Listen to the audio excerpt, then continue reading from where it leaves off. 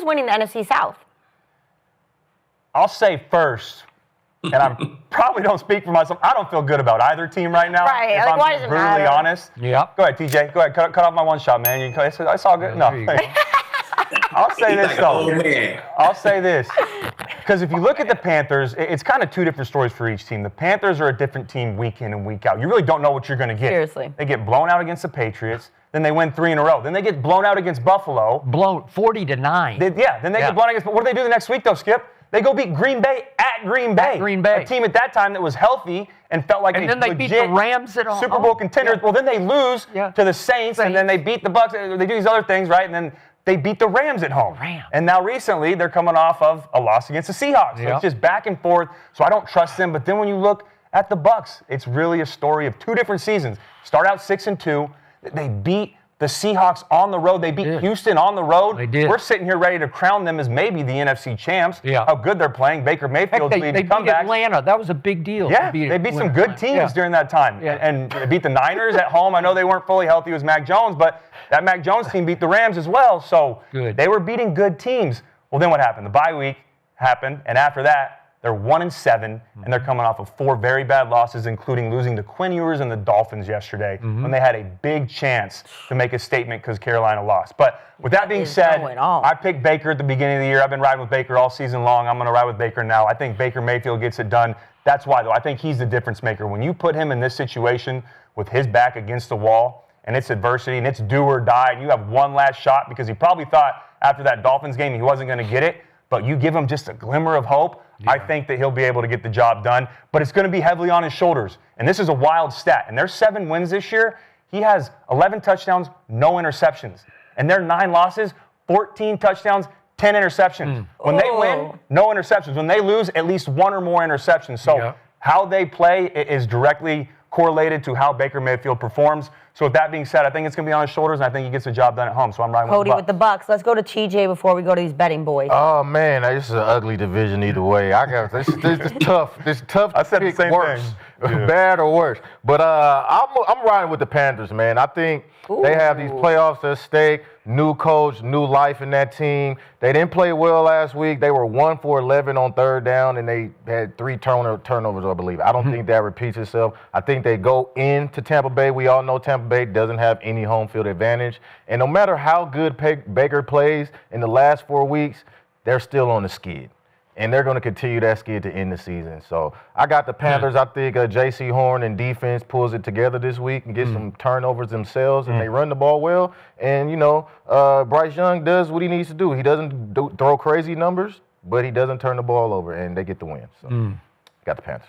All right, Lee, how are you feeling? Because there's money, there's some dinner on the line.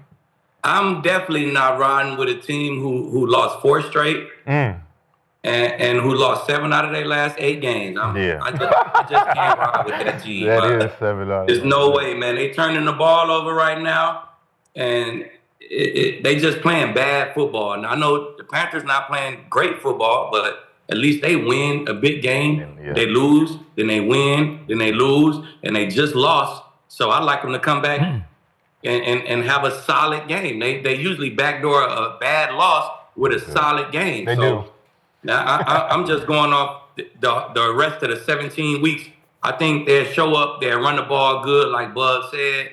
And our QB, that little guy, he had more than 54 yards passes. He won't put that shit on tape this week. So I agree with Akib's logic, but not his conclusion. I'm going to ride with Baker one last hurrah, one last ride into the night. But you guys, you're dead right.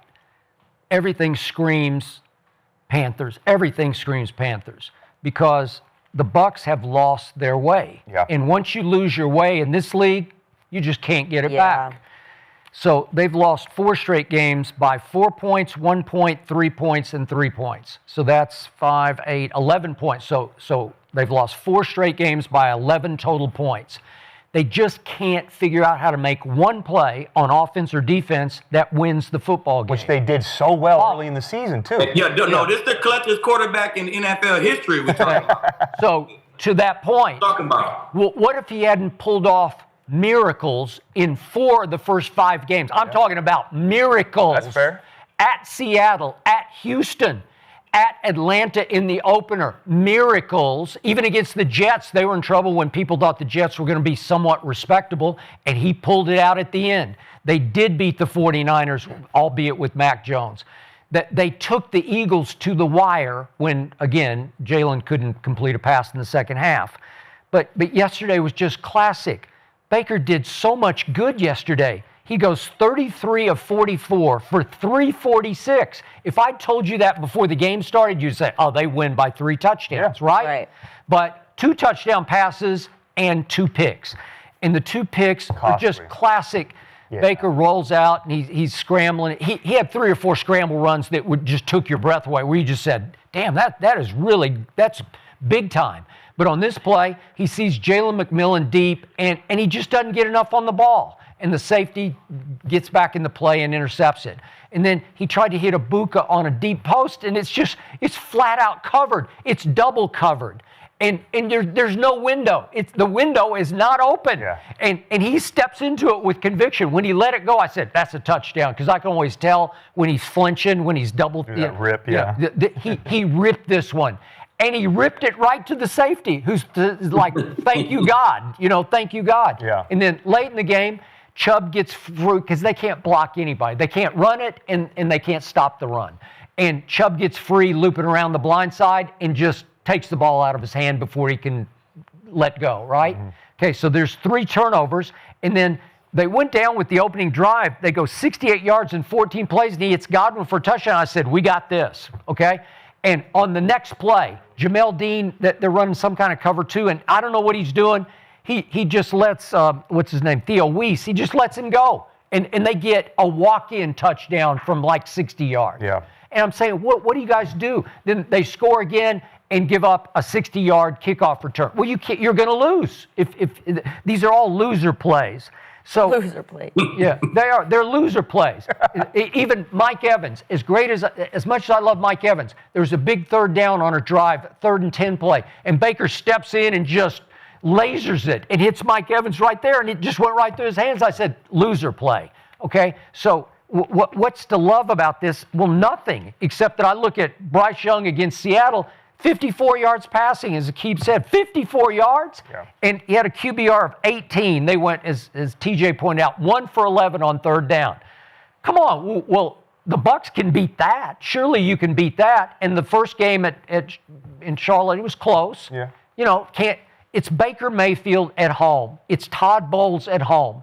I just trust those 2 guys at home against this team. If you'd told them before the year, you're going to get 1 game to make the playoffs and win the division, I think they would have said, okay, we'll take that, right? Yeah. And so you got it.